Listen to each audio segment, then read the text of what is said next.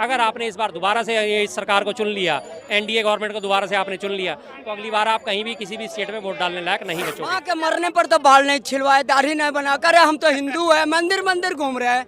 कमाल की बात है, ये कौन सा हिंदू है, कौन सा धर्म है, और दाढ़ी बढ़ा लिए। सीसीटीवी वहाँ पे एक दिन भी अगर खराब कर दिए, एक दिन में सारी ईवीएम मशीनें बदल दी गई, क्या कर लोगे आप? कुछ नहीं कर पाओगे। इतना आपने देखा कि माहौल गर्म रहा, तमाम लोगों ने वीडियोस की, तमाम वकील सामने आए, लेकिन ईवीएम जो है बंद नहीं हो रहा है। लेकिन ईवीएम को जो कवर करने वाले उन चैनलों पे भी देखिए गाज गिर गई है। बिल्कुल, उन पे गाज गिर गई है। इस मामले में विपक्ष की नाकामी है जी। इस मामले में मैं साफ साफ कहता हूँ, विपक्ष नकारा है, निकम्मा है। हमारे जैसे हजारों सैकड़ों लाखों लोग जो है ईवीएम पे सवाल उठा रहे थे, ईवीएम के फेवर में सबूत दिए कि किस तरह से इन पे हेरा फेरियाँ हो सकती है, किस तरह से इनमें गड़बड़ हो सकती है। तमाम लोग, नरेंद्र मिश्रा जी हैं, महमूद प्राचा जी थे और भानु प्रताप सिंह जी थे, उन्होंने सुप्रीम कोर्ट में इसकी लड़ाई लड़ रहे थे। लेकिन लास्ट एंड फाइनल विपक्ष कब जागा? मैं इस मामले में उनकी आलोचना करता हूँ। जो चीज़ गलत है वो गलत है। राहुल गांधी जी ने पूरी यात्रा अपनी भारत जोड़ो न्याय यात्रा शुरू करके और ख़त्म कर दी। जब उनकी यात्रा खत्म हो रही तब उन्होंने कहा कि जी इस मामले में देखा जाना चाहिए, जनता ईवीएम से नाराज़ है। भाई डरे किस लिए रहे हो आप इस बात से डर जाते हो कि जो विपक्ष का जो है हमारा साथ जो है मीडिया नहीं देगा, मीडिया हमारा मजाक उड़ाना शुरू कर दिया। मीडिया आज आपका सगा है क्या?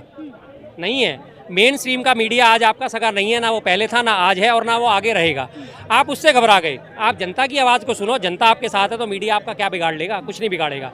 आप मीडिया में जितने भरे दुनिया भर की झूठ फैलाते रहो, मीडिया अगर आपका फेवर में है, सरकार के फेवर में, पर जनता तो आपके फेवर में है ना, वोट तो जनता ने देना है। क्यों उन्होंने आंदोलन नहीं करे? क्यों उस मामले को उठा के क्यों नहीं ले गए? सिर्फ इसी बात पे कि जरा सी बात उठती थी, ईवीएम के ऊपर वो मुद्दा उठाते थे, इमीडिएट इनका पालतू मीडिया शुरू हुआ था। क्यों? कर्नाटका में भी तो जीते तब ईवीएम खराब नहीं थी, पश्चिम बंगाल में भी तो जीते तब ईवीएम खराब नहीं थी, और तेलंगाना में जीते तो ईवीएम खराब। अरे भैया, वहाँ की आप पोलिंग डेट और काउंटिंग डेट का अंतर तो देखो कितना है।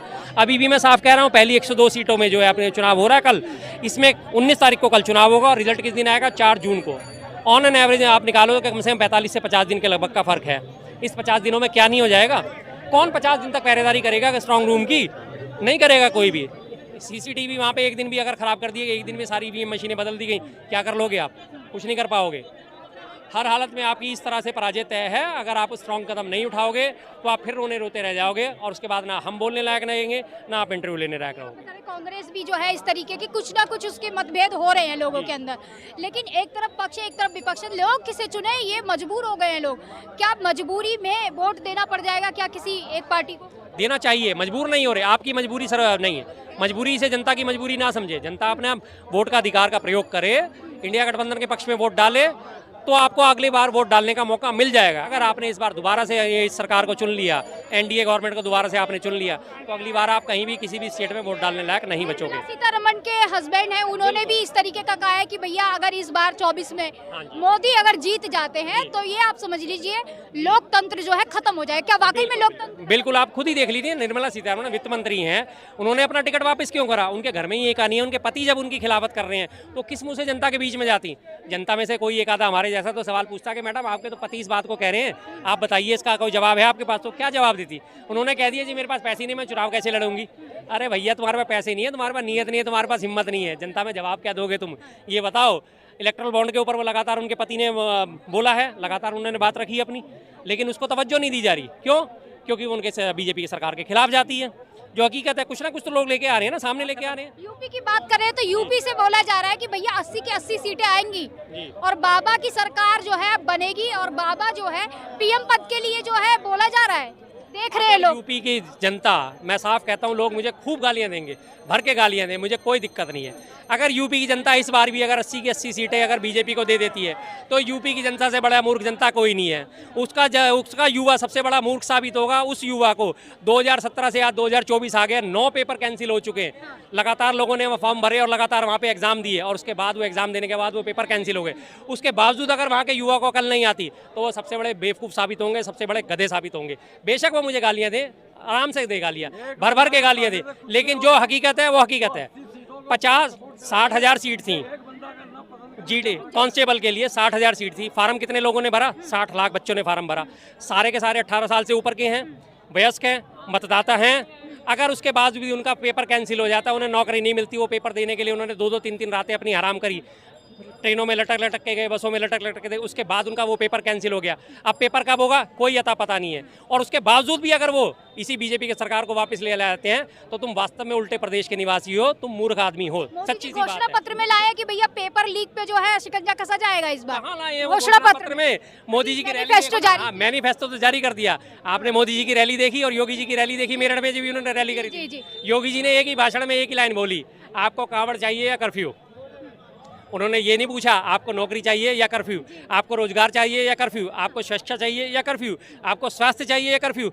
उन्होंने पता है इनके भावनाओं का दोहन एक ही चीज़ से करा जा सकता है, धर्म के आधार पर इन्हें उल्लू बना लो और वोट ले लो। उन्होंने सीधा छूटते पूछा आपको कावड़ चाहिए या कर्फ्यू। जनता ने आवाज़ लगाई कावड़ कावड़ कावड़। ले लो भैया, तुम कावड़ ही ढो, तुम इसी लायक हो, तुम नौकरी करने लायक नहीं हो, तुम शिक्षा के लायक नहीं हो, तुम स्वास्थ्य के लायक नहीं हो। पश्चिमी उत्तर प्रदेश में गाजियाबाद तक में एक बढ़िया हॉस्पिटल नहीं है। पश्चिमी उत्तर प्रदेश लोनी की, बागपत की, इधर की सारी जनता आगे अपने जीटीबी हॉस्पिटल में आगे इलाज कराती है। आयुष्मान योजना बोल रहे कि भैया इतना चल रहा है, एम्स बताए जा रहे हैं। आयुष्मान योजना में 5 लाख तक का हर हॉस्पिटल मना कर देता है। भाई हमारे यहाँ तुम्हारा आयुष्मान योजना का कार्ड नहीं में चलेगा। आप चेक कर लो, हाँ। अस्पताल नहीं है। यहाँ तक कि अस्पताल तो बहुत दूर की बात है। आप यहाँ से पूरा सादरा क्रॉस करके जैसे यूपी स्टार्ट होता है, यूपी स्टार्ट होने के बाद बड़ौद तक, बड़ौद 60 किलोमीटर है इस दिल्ली की सीमा से वहाँ तक का। एक भी ये डिग्री कॉलेज नहीं है। कमाल की बात देखो आप, 60 किलोमीटर के दायरे में और इतने बड़े पॉपुलेशन के एरिया में जाट कॉलेज और जैन कॉलेज ये सब बड़ौत में है। बागपत खुद एक डिस्ट्रिक्ट का, वहाँ कोई डिग्री कॉलेज नहीं है। खेकड़े में कोई नहीं है, इधर लोनी में नहीं है, कहाँ है? और जब लोनी पब्लिक जाती है, दिल्ली से कोई नहा के जाएगा ना, तो वो जब लोनी में एंट्री कर देगा, किसी के यहाँ जाता है, तो उसे दोबारा नहाना पड़ेगा।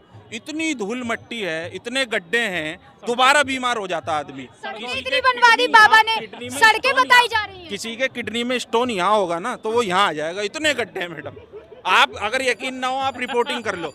वहाँ के एमएलए हैं नंदकिशोर गुर्जर लोनी से, लोग भर भर के कमेंटों पे उनका स्वागत करते हैं। क्या आप वोट मांगने जब आना, जब इस सड़क का निर्माण हो जाए। बताइए, इस टाइम यूपी में सरकार है और केंद्र में भी सरकार है, जब सड़कों का निर्माण नहीं हो रहा, आप बात करते हो कि हवाई जहाज के लिए हमने प्लेन तैयार कर दिया, सड़कें बना दी। क्या एयरपोर्ट बना दिए ना? एयरपोर्ट कुछ नहीं बना मैडम, सिर्फ जुमला बना है 2014 से लेके 2024। T3 के बाद देखिए वहाँ पे 4 जो है वो बन रहा है, अब वहाँ पे देख नहीं रहे? कहाँ पे? T3 बना था ना, टर्मिनल T3। विकास हो रहा है, कागजों पे विकास हो रहा है, कागजों पे विकास, आगे विकास कुछ नहीं हो रहा है। विकास नहीं हो रहा है। T3 बन गया तो T3 के आम आदमी के लिए काम आ रहा है। जी। आप ये बताइए, आम आदमी ने बस में चलना है, ट्रेन में चलना है, उनके लिए आपने क्या सहूलियत दी? मैं आम आदमी की बात करें, जो भारत की अधिकांश जनसंख्या जो है बिलो पावर्टी लाइन है या पावर्टी लाइन पे है या मिडिल क्लास है, निम्न मध्य वर्गीय है, उनके लिए आपने क्या करा? आपने टॉप क्लास के लिए तो आपने T3 भी बना दिया, T4 भी बना दिया, उनके लिए तो बनाए जाइए। उनको क्या फ़र्क पड़ेगा? उन्हें तो पैसा देना जाना है, पैसा देना जाना है। आप अंबानी अडानी से पूछो महंगाई है, वो कहेंगे कौन सी महंगाई है, किस चिड़िया का नाम है भाई। आप यहाँ के एक रिक्शा चलाने वाले गरीब से पूछो, ठेला चलाने वाले गरीब से पूछो, बोझा ढोने वाले कुली से पूछो, वो बताएगा महंगाई क्या होती है। उनके लिए महंगाई थोड़ी है। सर, कहा जाता है कि अगर कोई चुनाव लड़ रहा है तो वो चुनाव जो है धर्म के आधार पर और आपकी आर्मी के आधार पर आप नहीं वोट ले सकते हैं, लेकिन चुनाव आयोग ने इस पे एक भी जो है रत्ती भर अपनी प्रतिक्रिया नहीं दी। और मैनिफेस्टो में मोदी जी ने जो है ये कहा है कि राम यात्रा फ्री दी जाएगी, राम यात्रा करवाई जाएगी। वही तो मैं कहता हूँ ना, केंद्रीय चुनाव आयोग, शॉर्ट फॉर्म में उसको कहते हैं केचुआ।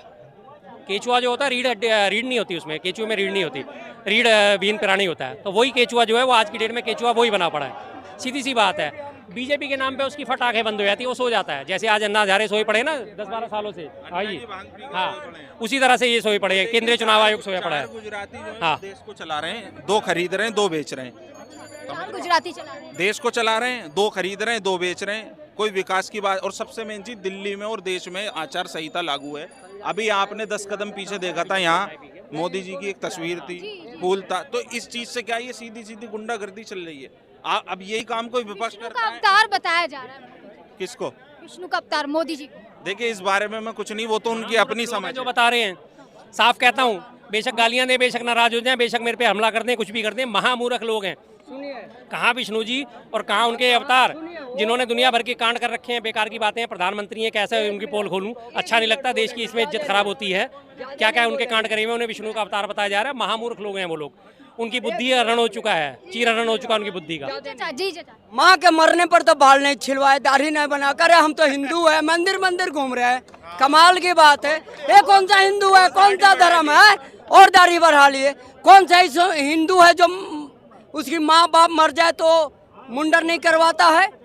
लालू जी कह दिए तो इसी पर आग लग गई। अरे हिंदू हो तो दाढ़ी मूंछ बनवाओ ना।